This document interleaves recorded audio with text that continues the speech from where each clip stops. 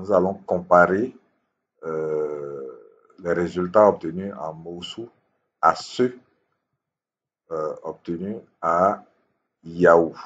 Donc, on va euh, sélectionner les deux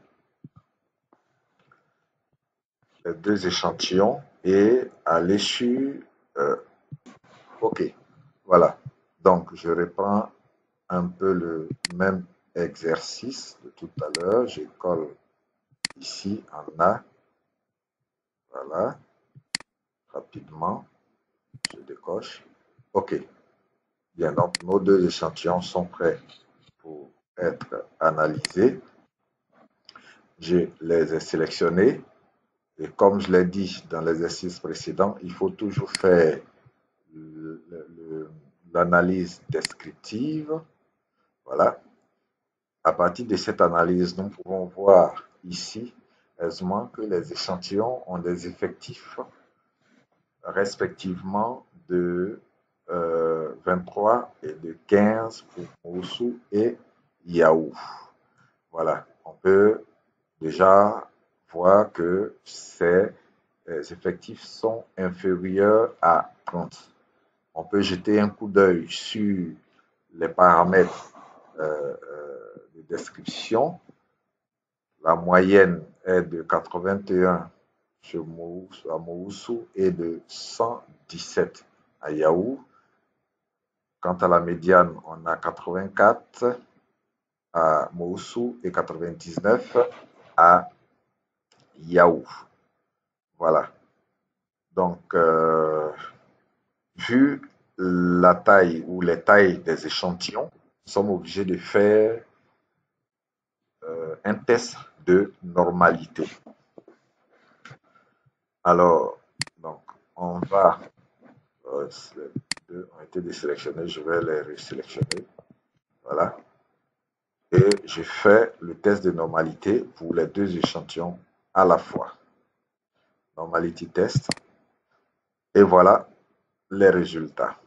Bon, on connaissait déjà le résultat pour Moussou et c'est le même résultat, bien entendu, qu'on obtient ici. Voilà. Le P normal de Moussou, c'est 0,60, c'est-à-dire 60%. Et celui de Yahoo est de 0,007. Là, on est inférieur à 0,05%. Voilà, et vous voyez qu'il met en surbrillance P ici pour nous indiquer, pour nous dire qu'ici, cette distribution ne suit pas la loi normale. Voilà, donc on est dans un autre cas de figure ici. Voilà, pour la comparaison de ces deux échantillons, il y a un qui suit la loi normale, c'est celui de Moussou, on le savait, et un autre qui ne suit pas la loi normale, c'est celui de Yahoo.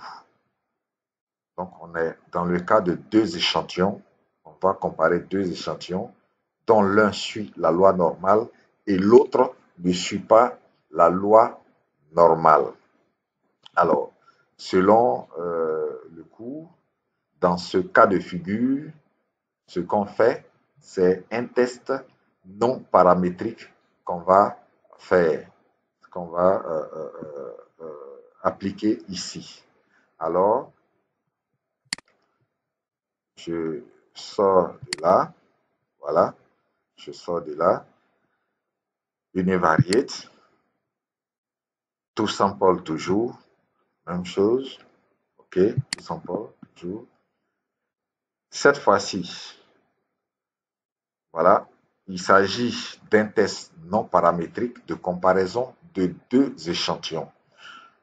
Quand on fait le test, il nous donne comme premier résultat le résultat du test T, qui est un test paramétrique.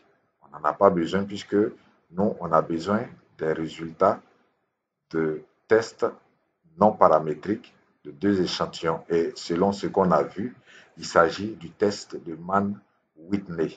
Donc, je viens cliquer sur le test de Mann-Whitney qui me sort son résultat. Voilà, le test de Mann-Whitney. Je m'en vais voir le P Ici, vous voyez qu'il parle de moyenne même, mais il ne parle pas de moyenne, il parle plutôt de médiane. OK? Voilà. Donc, P, c'est médiane. La probabilité que les médianes soient les mêmes, on est à 22%. On est à 22% ici. Donc, notre P ici est supérieur à 5%. Ça veut dire quoi? Que les médianes des deux échantillons sont statistiquement similaires. Voilà.